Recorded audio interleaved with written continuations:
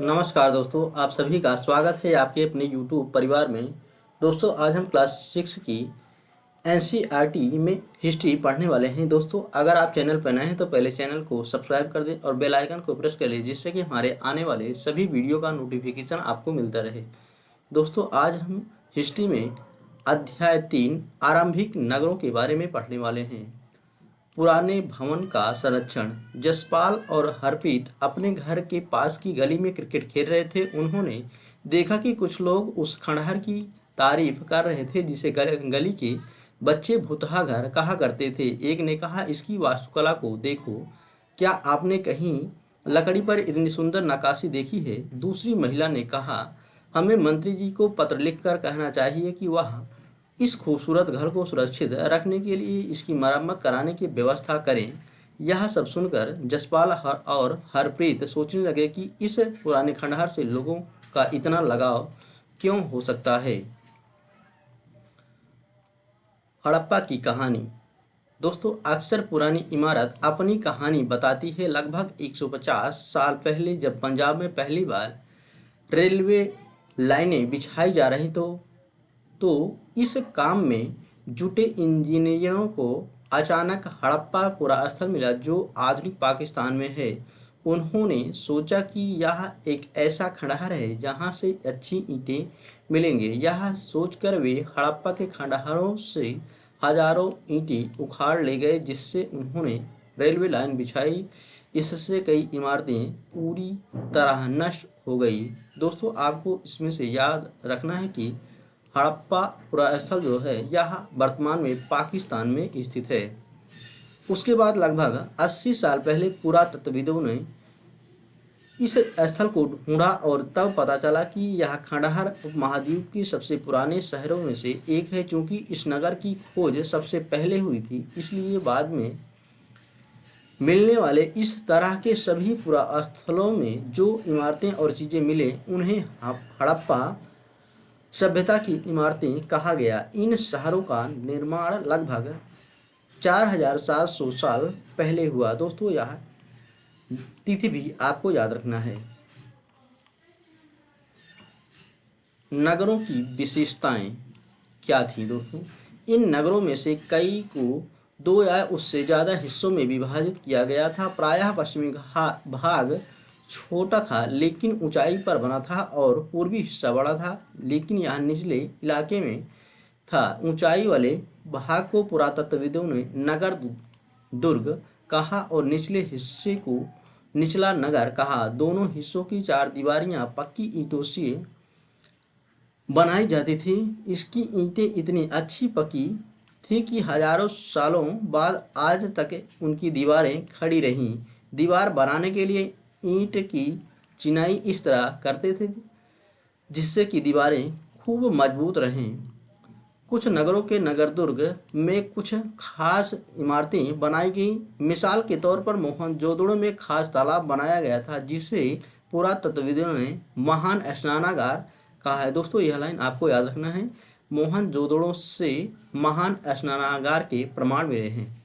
इस तालाब को बनाने में ईंट और प्लास्टर का इस्तेमाल किया गया था। इसमें पानी का रिसाव रोकने के लिए प्लास्टर के ऊपर चारकोल की परत चढ़ाई गई थी। इस सरोवर में 2 तरफ से उतरने के लिए सीढ़ियां बनाई गई थी और चारों ओर कमरे बनाए गए थे। इसमें भरने के लिए पानी कुएं से निकाला जाता था। उपयोग के बाद इसे खाली कर दिया जाता था। शायद यहाँ विशिष्ट नागरिक विशेष अवसरों पर स्नान किया करते थे। कालीबंगा और लोथल जैसे अन्य नगरों में अग्निकुंड मिले हैं। दोस्तों, कालीबंगा और लोथल से अग्निकुंड के परिमाण मिले हैं जहां संभवतः यज्ञ किए जाते होंगे। हड़प्पा, मोहनजोदड़ो और लोथल जैसे कुछ नगरों में बड़े बड़े भंडार गृह मिले हैं। दोस्तों, ये नगर जो हैं आधुनिक पाकिस्तान के पंजाब और सिंध प्रांतों में, भारत के गुजरात, राजस्थान, हरियाणा और पंजाब प्रांतों में मिले हैं। इन सभी स्थलों से पुरातत्वविदों को अनोखी वस्तुएं मिली हैं, जैसे मिट्टी के लाल बर्तन जिन पर काले रंग के चित्र बने थे, पत्थर के बाट, मोहरे, मनके, तालाब के उपकरण और पत्थर के लंबे ब्लेड्स। आदि पाए गए हैं। भवन, नाले और सड़कें। इन नगरों के घर आमतौर पर एक या दो मंजिले होते थे। घर के आंगन के चारों ओर कमरे बनाए जाते थे। अधिकांश घरों में एक अलग स्नान घर होता था और कुछ घरों में कुएं भी होते थे। कई नगरों में ढके हुए नाले थे। इन्हें सावधानी से सीधी लाइन में बनाया जाता था। हर नाली में हल्की ढलान होती थी ताकि पानी आसानी से बह सके। अक्सर घरों की नालियों को सड़कों की नालियों से जोड़ दिया जाता था, जो बाद में बड़े नालों में मिल जाती थी। नालों के ढके होने के कारण इनमें जगह जगह पर मेनहोल बनाए गए थे, जिनके जरिए इनकी देखभाल और सफाई की जा सके। घर, नाले और सड़कों का निर्माण योजनाबद्ध तरीके से एक साथ ही किया जाता था। नगरीय जीवन। दोस्तों, हड़प्पा के नगरों में बड़ी हलचल रहा करती होगी। यहाँ पर ऐसे लोग रहते होंगे जो नगर की खास इमारतें बनाने की योजना में जुटे रहते थे। ये संभवतः यहाँ के शासक थे।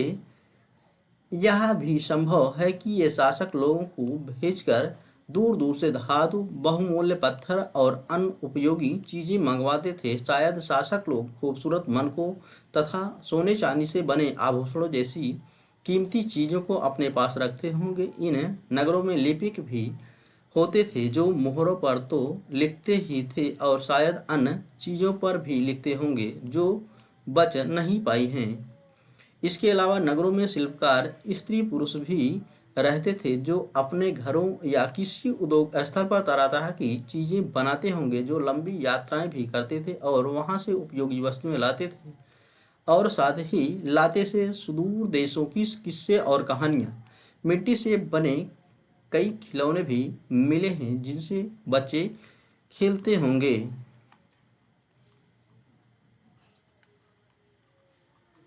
नगर और नए शिल्प। दोस्तों, आओ अब कुछ ऐसी चीज़ों के बारे में अध्ययन करें जो हड़प्पा के नगरों से प्राप्त हुई हैं। पुरातत्वविदों को जो चीज़ें वहाँ मिली उनमें अधिकतर पत्थर, शंख, तांबे, कांसे, सोने और चांदी जैसी धातुओं से बनाई गई थी। तांबे और कांसे से औजार, हथियार, गहने और बर्तन बनाए जाते थे। सोने और चांदी से गहने और बर्तन बनाए जाते थे। यहाँ मिली सबसे आकर्षक वस्तुओं में मनके। दोस्तों, मनके इनमें से कई कार्नियल पत्थरों से बनाए गए थे, जबकि दोस्तों बाड़ जो है इनका प्रयोग इन्हें चट पत्थर से बनाया गया था। इन्हें शायद बहुमूल्य पत्थर और धातुओं को तौलने के लिए बनाया गया रहा होगा। फलक। दोस्तों, फलकें जो हैं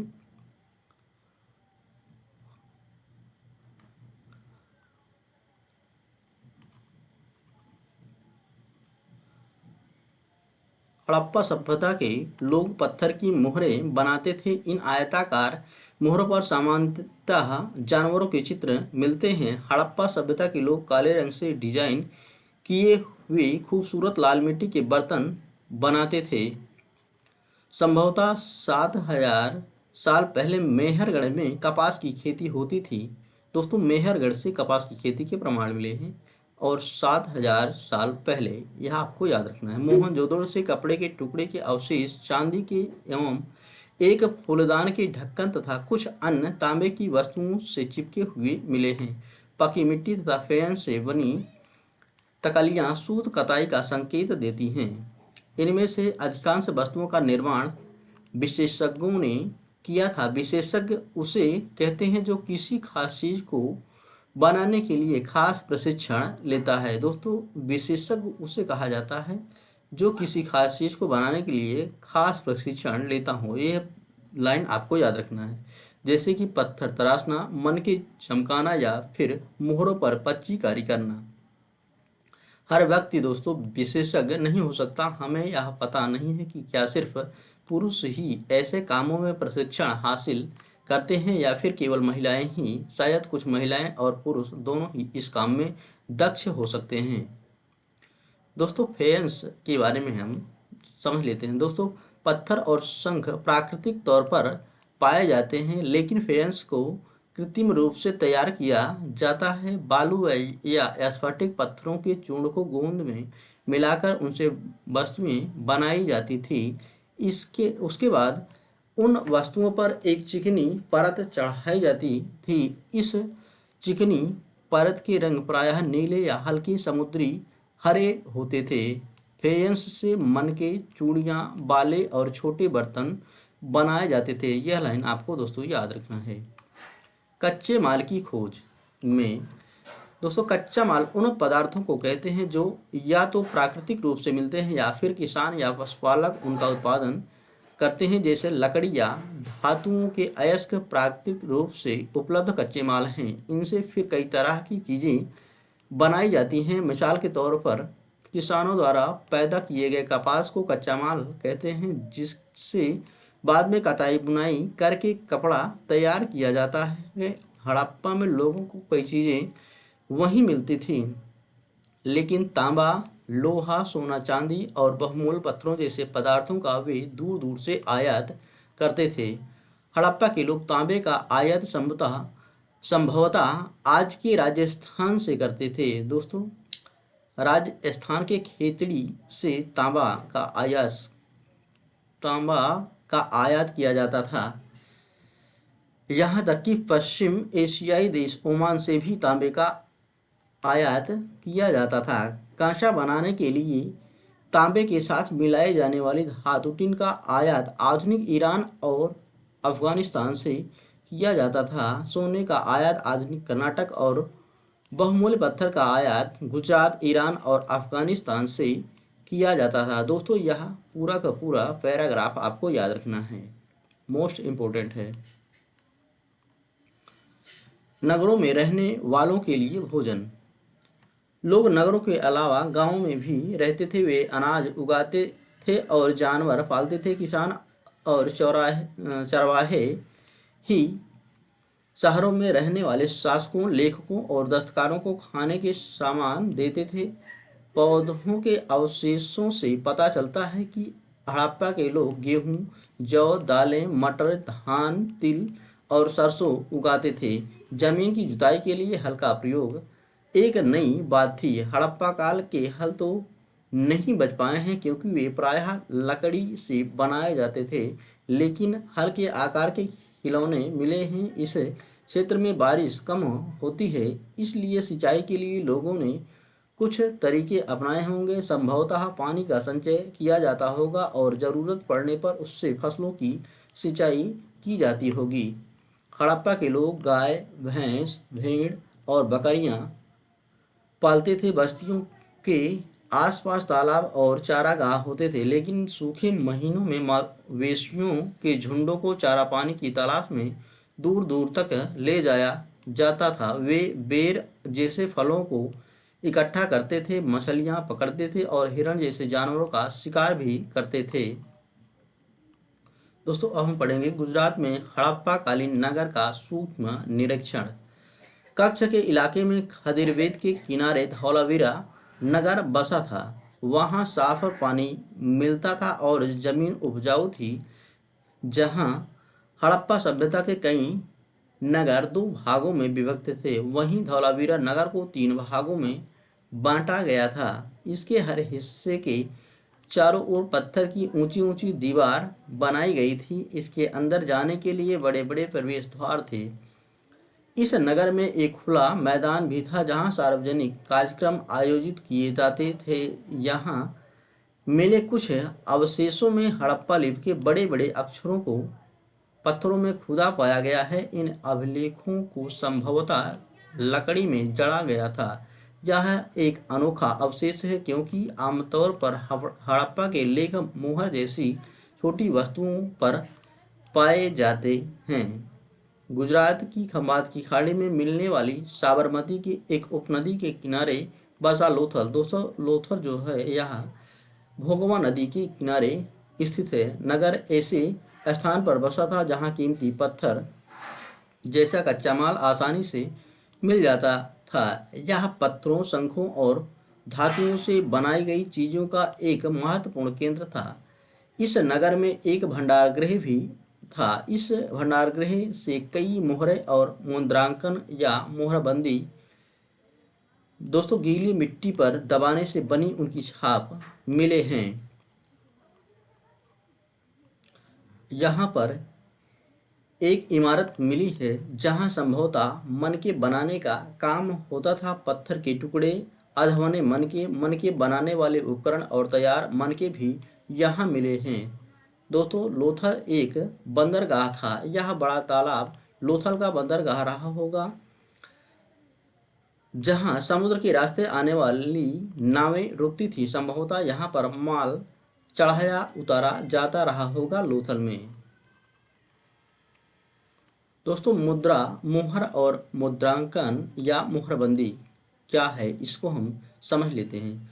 मोहरा का प्रयोग सामान से भरे उन डिब्बों या थैलों को चिन्हित करने के लिए किया जाता होगा जिन्हें एक जगह से दूसरी जगह भेजा जाता था। थैले को बंद करने के बाद उनके मुहानों पर गीली मिट्टी पोतकर उन पर मुहर लगाई जाती थी। मुहर की छाप को मुहरबंदी कहते हैं। दोस्तों मुहर की छाप को मुहरबंदी कहते हैं।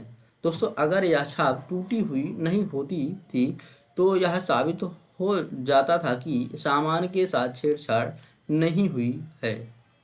सभ्यता के अंत का रहस्य। दोस्तों हड़प्पा सभ्यता के अंत का रहस्य क्या है, इसको हम समझ लेते हैं। दोस्तों लगभग 3900 साल पहले एक बड़ा बदलाव देखने को मिलता है। दोस्तों यह डेट आपको याद रखना है। अचानक लोगों ने इन नगरों को छोड़ दिया। लेखन, मोहर और बाटों का प्रयोग बंद हो गया। दूर दूर से कच्चे माल का आयात काफ़ी कम हो गया। मोहनजोदड़ो में सड़कों पर कचरे के ढेर बनने लगे। जल निकास प्रणाली नष्ट हो गई और सड़कों पर ही झुग्गीनुमा घर बनाए जाने लगे। यह सब क्यों हुआ कुछ पता नहीं। कुछ विद्वानों का कहना है कि नदियाँ सूख गई थी। अन्य का कहना है कि जंगलों का विनाश हो गया था। इसका कारण यह हो सकता है कि ईंटें पकाने के लिए ईंधन की ज़रूरत पड़ती थी। इसके अलावा मवेशियों के बड़े बड़े झुंडों से चारागाह और घास वाले मैदान समाप्त हो गए होंगे। कुछ इलाकों में बाढ़ आ गई, लेकिन इन कारणों से यह स्पष्ट नहीं हो पाता है कि सभी नगरों का अंत कैसे हो गया, क्योंकि बाढ़ और नदियों के सूखने का असर कुछ ही इलाकों में हुआ होगा। ऐसा लगता है कि शासकों का नियंत्रण समाप्त हो गया। जो भी हुआ हो, परिवर्तन का असर बिल्कुल साफ दिखाई देता है। आधुनिक पाकिस्तान के सिंध और पंजाब की बस्तियां उजड़ गई थी। कई लोग पूर्व और दक्षिण के इलाकों में नई छोटी बस्तियों में जाकर बस गए। इसके लगभग 1400 साल बाद नए नगरों का विकास हुआ। दोस्तों आपको इस लाइन को याद रखना है। आज के लिए इतना है दोस्तों।